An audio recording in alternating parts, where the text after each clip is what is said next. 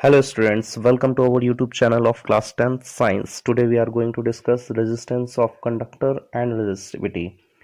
So dear student, as I explained in previous video, as we provide potential difference, electron start flowing from lower potential to higher potential, and this movement of electron give rises to the flow of current from higher potential to lower potential.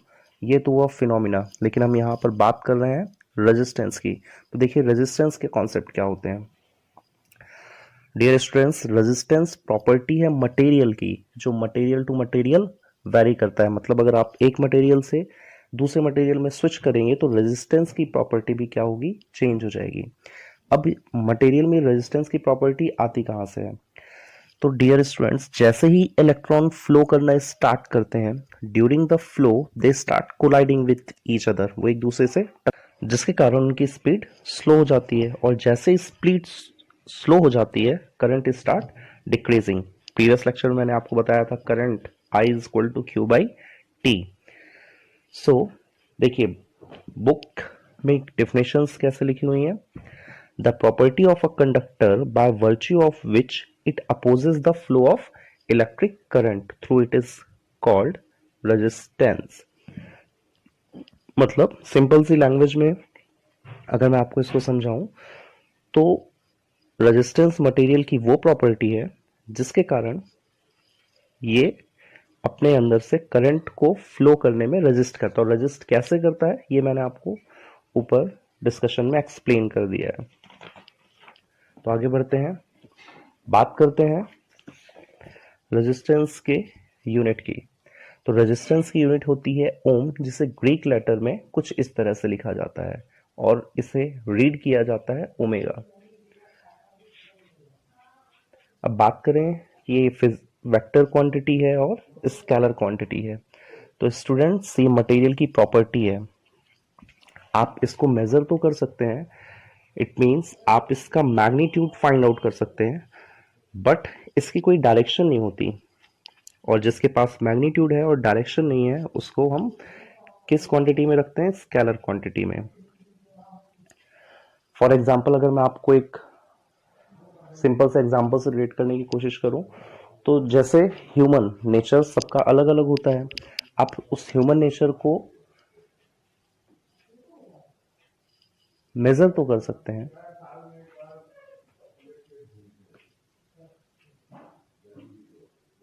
तो आइए बात करते हैं उन factors की जिस पे ये मटेरियल की प्रॉपर्टी डिपेंड करती है। तो factors on which resistance of conductors depend, ये क्वेश्चन स्कूल एग्जाम के लिए भी काफी इंपॉर्टेंट है, कई बार ये बोर्ड एग्जाम में भी क्वेश्चन आता है। तो आइए डिस्कस करते हैं वन बाय वन किन फैक्टर्स पे मटेरियल का रेजिस्टेंस डिपेंड करता है। तो देखिए फर्स्ट फैक्टर है मटेरियल का length, effect of the length on the resistance of a conductor. तो डियर स्टूडेंट, जो मटेरियल का रेजिस्टेंस होता है वो लेंथ के डायरेक्टली प्रोपोर्शनल होता है। इट मींस अगर आप लेंथ को इंक्रीज करते हैं या बढ़ाते हैं तो कंडक्टर का रेजिस्टेंस भी सेम रेशियो में इंक्रीज कर जाता है। अब बात करते हैं इसके पीछे के कॉन्सेप्ट की कि कैसे कंडक्टर की लेंथ इंक्रीज करने से उसका रेजिस्टेंस बढ़ जाता है। तो डियर स्टूडेंट्स, जैसे हम कंडक्टर की लेंथ को इंक्रीज करते हैं तो electron has a long way to complete his path, जिसके कारण इलेक्ट्रॉन पर ड्रैग फोर्स अधिक लगता है, उस पर कोलिजन अधिक होने लगते हैं और उसकी स्पीड कम हो जाती है।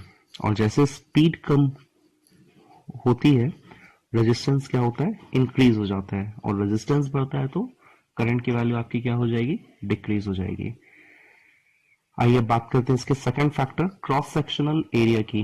क्रॉस सेक्शन प्रीवियस लेक्चर में मैंने आपको एक्सप्लेन कर दिया कि what is the meaning of cross section. तो effect of the area of cross section on the resistance of a conductor. तो डियर स्टूडेंट्स, जैसे ही मटेरियल या कंडक्टर के क्रॉस सेक्शनल एरिया को हम इंक्रीज करते हैं तो रेजिस्टेंस डिक्रीज हो जाता है। It means it is inversely proportional to the resistance of the conductor. बात करते हैं इसके पीछे कॉन्सेप्ट की। इसका मतलब जैसे ही क्रॉस सेक्शनल एरिया को अगर हम इंक्रीज करते हैं, electron will get more free space to move. अब जब इलेक्ट्रॉन के पास मोर फ्री स्पेस है तो उसमें कोलिजन क्या होगा, कम होगा, और कोलिजन अगर कम होगा तो उस पर ड्रैग फोर्स भी क्या होगा, कम लगेगा। ड्रैग फोर्स कम लगेगा और रेजिस्टेंस क्या हो जाएगा, कम हो जाएगा। तो देखिए डियर स्टूडेंट्स, रेजिस्टेंस के कॉन्सेप्ट में मैंने आपको एक्सप्लेन किया था कि रेजिस्टेंस बेसिकली जो मटेरियल में जनरेट हो रहा है that is generating due to the collision. तो लेंथ और क्रॉस सेक्शनल एरिया के कॉन्सेप्ट को भी अगर आपको समझना है तो आप सिंप्लीफाई वे में इसको ऐसा समझ सकते हैं कि अगर कोलिजन बढ़ेगा तो रेजिस्टेंस भी आपका बढ़ जाएगा, और कोलिजन अगर कम होगा तो रेजिस्टेंस भी आपका कम हो जाएगा। आइए बात करते हैं अब third factor which is effect of temperature. Effect of temperature. The resistance of all pure metals increases with rising temperature. The resistance of alloy increases very slightly with a rise in temperature. देखिए metal में जब हम temperature को increase करते हैं तो resistance भी क्या होता है, इंक्रीज हो जाता है। सेमीकंडक्टर्स के लिए जब आप टेम्परेचर इंक्रीज करेंगे तो रेजिस्टेंस डिक्रीज हो जाएगा। टेम्परेचर के कॉन्सेप्ट के लिए देखिए, जैसे आप किसी मटेरियल का टेम्परेचर इंक्रीज करते हैं तो जो एटम्स में वाइब्रेशन होता है वो वाइब्रेशन इंक्रीज हो जाता है। जब वाइब्रेशन इंक्रीज होगा तो इलेक्ट्रॉन्स का जो कोलिजन हो रहा था वो नंबर ऑफ कोलिजन्स बढ़ जाएंगे। तो मैंने अभी एक्सप्लेन किया कि जैसे ही कोलिजन्स इंक्रीज होते हैं रेजिस्टेंस आपका क्या होगा, इंक्रीज हो जाता है। तो as we increases the temperature, vibration increases. Due to the increased vibration, now the electrons collision will be more. That's why the resistance will increases by increasing the temperature. But in the case of semiconductor में temperature increase करने से resistance decrease हो जाता है। देखिए यहाँ पे मैं आपको एक concept explain कर रहा हूँ। हाई लेवल क्लास 12 का कॉन्सेप्ट है ये, आप अगर इसको भी अंडरस्टैंड कर लेंगे तो that will be very helpful for you. देखिए इफेक्ट ऑफ टेम्परेचर के कॉन्सेप्ट को एक्सप्लेन करने के लिए आपको बैंड थ्योरी समझनी पड़ेगी। कंडक्शन बैंड क्या होते हैं, वैलेंस बैंड क्या होते हैं, तो आप इजिली इसको कैरी आउट कर पाएंगे। तो आइए सबसे पहले बात करते हैं band. It is a collection of energy level. जब किसी न्यूक्लियस के अराउंड इलेक्ट्रॉन्स रिवॉल्व करते हैं तो सारे इलेक्ट्रॉन्स सेम एनर्जी लेवल पे नहीं होते हैं, उनका एनर्जी लेवल अलग अलग होता है। बात करते हैं वैलेंस बैंड की। The collection of energy level associated with outer shell electron is called valence band. Electron orbit में रिवॉल्व करते हैं तो न्यूक्लियस के सबसे आउटर वाली ऑर्बिट में जो इलेक्ट्रॉन रिवॉल्व कर रहा है उसके पास जो एनर्जी लेवल है उसको हम बोलेंगे valence band. This is determining the electrical and optical properties of material. किसी भी मटेरियल की इलेक्ट्रिकल प्रॉपर्टी और ऑप्टिकल प्रॉपर्टी डिपेंड करती है उसके वैलेंस बैंड पर। The valence band might be completely filled और half filled. It can never be empty. किसी भी मटेरियल के लिए वैलेंस बैंड कभी भी पूरी तरह से खाली नहीं रहता है, या तो ये फुल फिल्ड होगा या हाफ खाली रहेगा। Now if the electron in valence band gain sufficient energy they can become free electron. अब जैसे ही इस आउटर ऑर्बिट में रिवॉल्व करने वाले इलेक्ट्रॉन को थोड़ी सी भी एनर्जी मिलती है, ये इलेक्ट्रॉन जंप कर जाता है और बन जाता है क्या, free electron. Now, the collection of energy level associated with free electron is called conduction band. अब इस फ्री इलेक्ट्रॉन्स के पास जो एनर्जी लेवल है उन सारे फ्री इलेक्ट्रॉन्स को अगर कंबाइन करके देखा जाए तो उन इलेक्ट्रॉन्स के ग्रुप को हम क्या बोलेंगे, conduction band. Now the extra energy required by a valence electron to move to the conduction band, जो एनर्जी इलेक्ट्रॉन को वैलेंस बैंड से कंडक्शन बैंड तक मूव करने के लिए रिक्वायर्ड है, that energy is known as forbidden energy.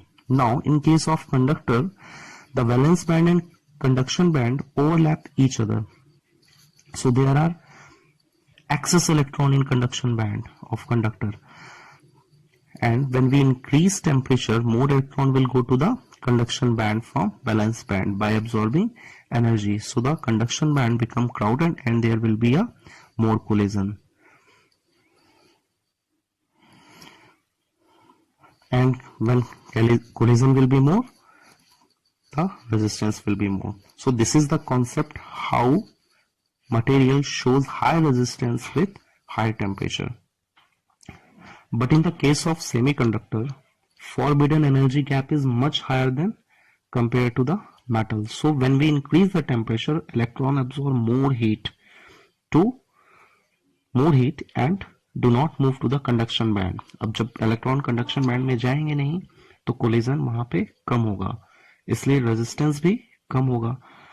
But ये भी एक स्पेसिफिक टेम्परेचर लिमिट तक ही होता है सेमीकंडक्टर्स में. हर सेमीकंडक्टर्स की अपनी एक टेम्परेचर लिमिट होती है. उसके बाद भी अगर आप टेम्परेचर इंक्रीज करते जाएंगे तो सेमीकंडक्टर्स में भी रेजिस्टेंस आपका इंक्रीज होता जाएगा. तो डियर स्टूडेंट्स, जिनको ये बैंड थ्योरी समझ में आती है वही इसको टच करें. अदरवाइज अभी 10th लेवल में सिर्फ आप इतना समझ सकते हैं टेम्परेचर से रिलेटेड कॉन्सेप्ट कि मेटल्स में नंबर ऑफ फ्री इलेक्ट्रॉन्स आपके ज्यादा होंगे, इसलिए वहां पर टेम्परेचर इंक्रीज करने से रेजिस्टेंस बढ़ जाता है. चलिए अब आज के सेकंड कॉन्सेप्ट बात करते हैं रेजिस्टिविटी की. स्कूल एग्जाम में डियर स्टूडेंट यहां से क्वेश्चन काफी पूछा जाता है, what is the difference between resistance and resistivity. तो आइए डिस्कस करते हैं रेजिस्टिविटी. रेजिस्टिविटी को समझने के लिए हम इसको स्टार्ट करते हैं रेजिस्टेंस के कॉन्सेप्ट से ही. देखिए, resistance is directly proportional to length and inversely proportional to the cross sectional area. So we can write it resistance is proportional to L by A. अब देखिए, प्रोपोर्शनलिटी को रिमूव करेंगे, इक्वल टू का sign अपने साथ एक constant लेके आएगा और यही कांस्टेंट कहलाता है resistivity. Rho is equal to R. अब यहां पे अगर हम लेंथ और क्रॉस सेक्शनल एरिया को यूनिट कंसीडर करें, मतलब length is equal to 1 and area is equal to 1, so resistance becomes to the resistivity rho. The resistance offered by a cube of substance having a side of 1 meter when current flows perpendicular to the opposite faces is called its resistivity. So dear student, resistivity is a property of material, but when you measure this property with a specific dimension of that substance, this measurement become resistivity of material. Resistance is a property of material, but when you measure this property with specific dimension, जब आप किसी material की एक specific dimensions पर resistance को major करेंगे तो वो मेजरमेंट स्पेसिफिक डायमेंशंस पर किया गया मेजरमेंट रेजिस्टेंस का रेजिस्टिविटी बन जाता है.